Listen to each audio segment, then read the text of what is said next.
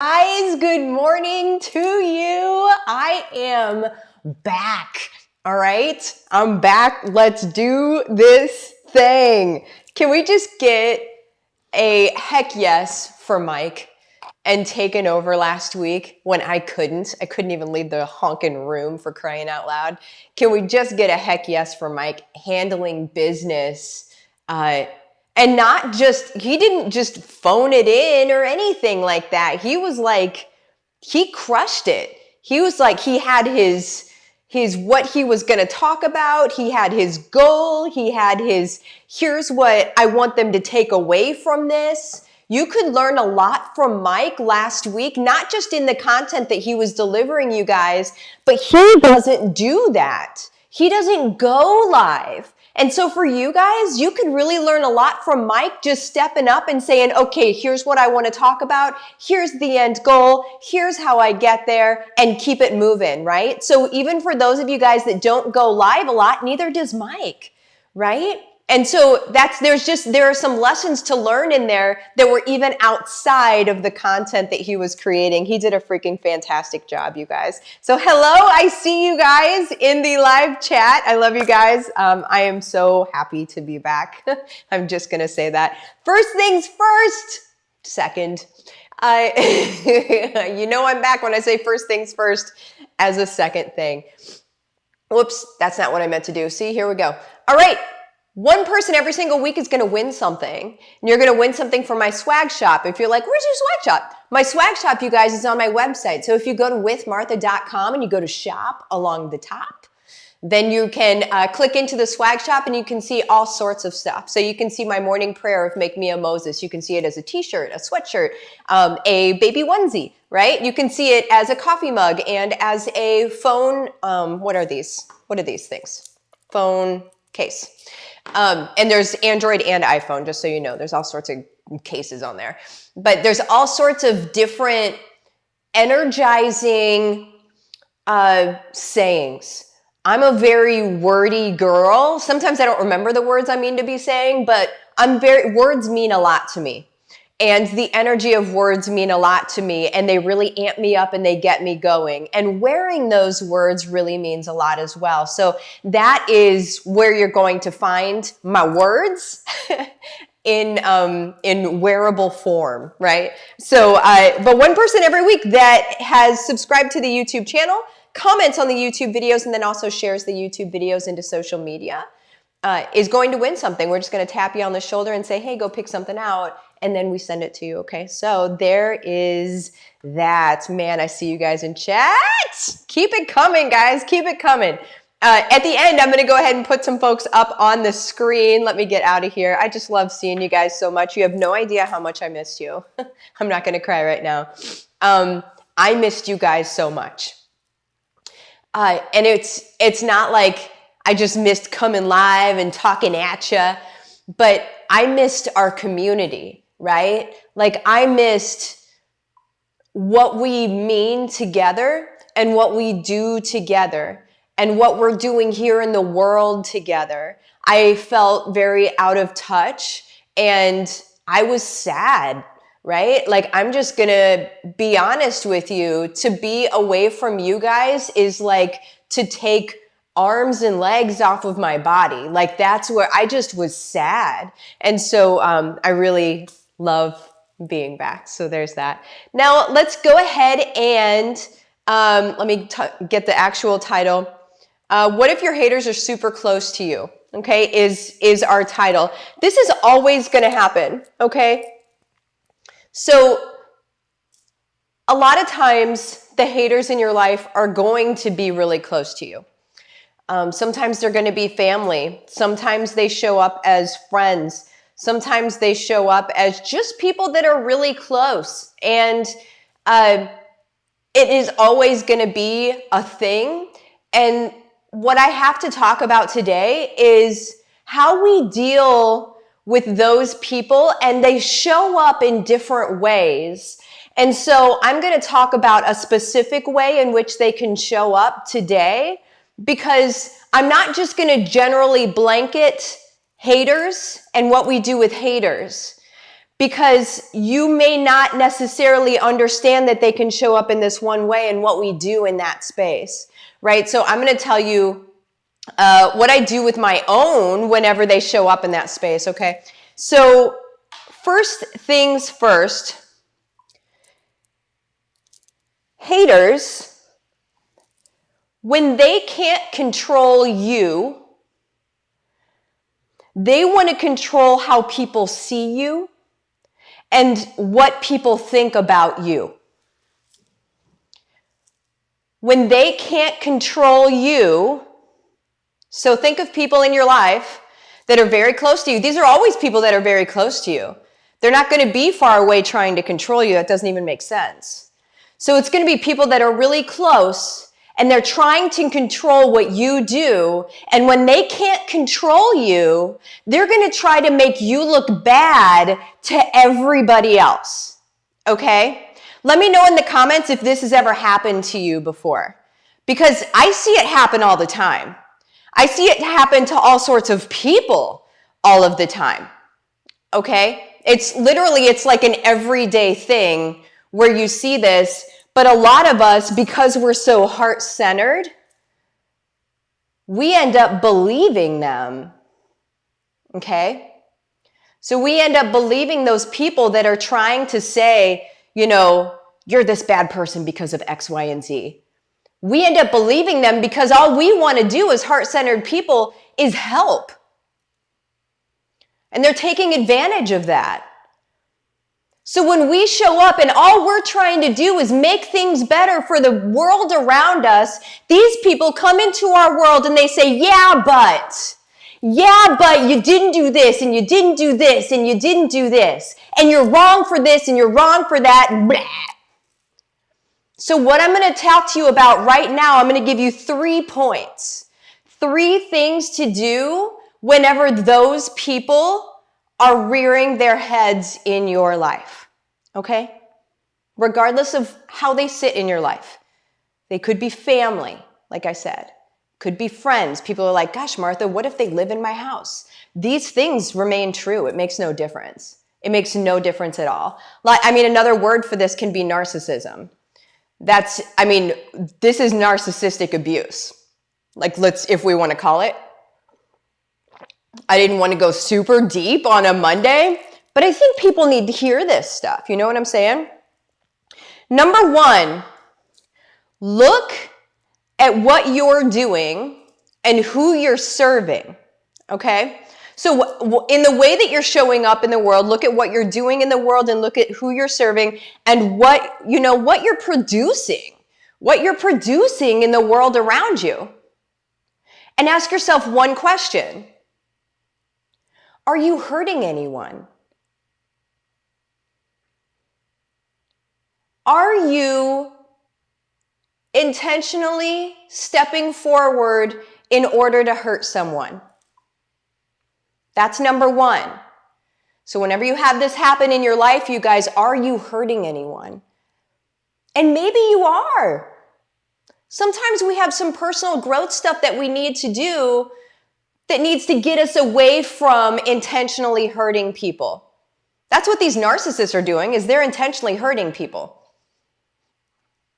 Okay? So they've got their own personal growth, development, stuff like that needs to happen. But are you? Now, if you're not intentionally hurting anybody and you don't even understand why you would be accused of hurting people, then move on to number 2. Okay? Number 2, does what they are saying serve them at your demise while being untrue? I'm going to say it again. Does what they are saying about you serve them at your demise because they're trying to make you look bad while being untrue? So you have to, here's the box that you'll be put in, okay? All of us, as heart-centered people, you will end up in a box. A narcissist will put you in a box of their world they're creating, okay? And if you cannot step outside of that box and say like, I don't belong in there, like, what are you even talking about? Then you will live inside that box and you will believe everything that they say about you, to you, and to everybody else. Okay? You need to be strong enough in your own character, in your own understanding of what you're here for, to step outside of that box and be like, what the fluff are you even talking about? Right? So, does what they're saying serve them at your demise while being untrue? Basically, what I'm saying is, can you see you're in a box? Can you see they're putting you in a box like Truman's Show? You know, it's like you're in this whole fake world and you're having to dance in this fake world that they've created, that they believe so much to be true. But you can look at it with reality and say, no, friend, that's actually not how this is going. Okay? That's number 2. Number 3, if you are not hurting anybody, so number 1, if you're not hurting anybody, and if you see that they have put you in a box, and that they're trying to create this world that doesn't even really exist, and then make you a bad person in that world. If you see that happening and you know that you're not really hurting anybody, then you need to put them on ice. You put them on ice. Stop talking to them. Stop engaging with them. They'll get the point. Just because somebody engages with you does not mean that you need to engage with them. And as heart-centered people, we want to help everybody, but everybody's intention isn't to be helped. Sometimes their intention is simply to take, and to take, and to take, and to take, and they will leave you dry, and they will not give a rip about it at all. Okay?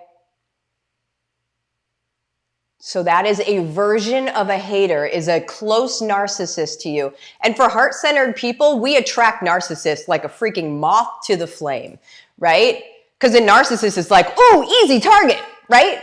She wants to help everybody. I could make her feel real bad. It's like a moth to the flame. How many empaths, right? How many heart-centered empaths out there, raise your hand, give me a heck yes, are out there that have been in bad relationships with massive narcissists before in their life? They are the hardest relationships to break because you develop what is called a trauma bond. You are so traumatized by this world that they create for you that you can't escape it. It literally feels like you are taking arms and legs off, right? In order to escape that. Like you're losing your identity. You're losing your own being. I have been in one of those relationships before and it was awful. But do understand this. When I got far enough away from that relationship, everything turned around in my life. That was one of my extremely low points, was being in a relationship like that. Everything turned around once I got out of it because I was living in someone else's world that wasn't good for me and wasn't real. Okay? So that's my advice to you guys on this Monday. So there is that. I am going to be going into your guys' comments here in just a second. I'm just going to say this. The price is going up really, really soon, and so that's why I'm going to say this. If you are not yet in HBR, I would 100% suggest it. HBR is where I literally pull the curtain back on what I have done, on creating my own multiple income streams. Okay, so 5 to 10 hours a week is how much I work. Sometimes I work more, but it's not because I have to. It's because I want to, because I like what I do. But I don't have to. So 5 to 10 hours a week, that's where I build my multiple income streams. It's where I can be sick for a week and everything's still plugging along just fine. It's where I can still show up in service. My husband can jump in. It's where I can still get, downloads of stuff that I want to do to be able to serve. You just live in service, guys. And if you're like, Martha, I get that. I don't know what that would mean to me. That's fine. You don't need to know what it's going to mean to you. Just jump in because we cover that, okay? We cover from soup to nuts. All you have to do is want to make a positive difference in this world, okay? I can help you do it. I help work-at-home moms do it all the time. I help moms that live in basically corporate America that want to come home and they want to be with their family and they want to live a life differently than everybody else does. We're moving into a space, you guys, where we really need to start making these choices, or else you're going to be on the losing end. And I hate to see it. I'm not like a fear monger, but I'm a truth teller, okay? I'm not trying to scare you, but I'm trying to make sure that you're good. You know what I'm saying? This is where I show you how to do this stuff. Exactly the way I've done it. So anywho, the way that you get into that is you go to Livin the Dream with Martha. It's my Facebook business page. You message me the words, let's do this, rainbows and unicorns, whatever you want. And then we'll have a conversation. If you want in, then you get in. And if not, no big deal. I'm not going to chase you around the internet. All right. Corey, it takes massive growth to see a narcissist come at you right away. It does. Because you don't see it right away. It's hard to see right away because they look like a family member and they look like a friend. But whenever you have to watch the energy, because a person that didn't used to be a narcissist could all of a sudden start showing some tendencies. And so you've already defined them as what they first were, which was not that. But whenever they start showing those tendencies, it can be so slow that all of a sudden you're sucked in.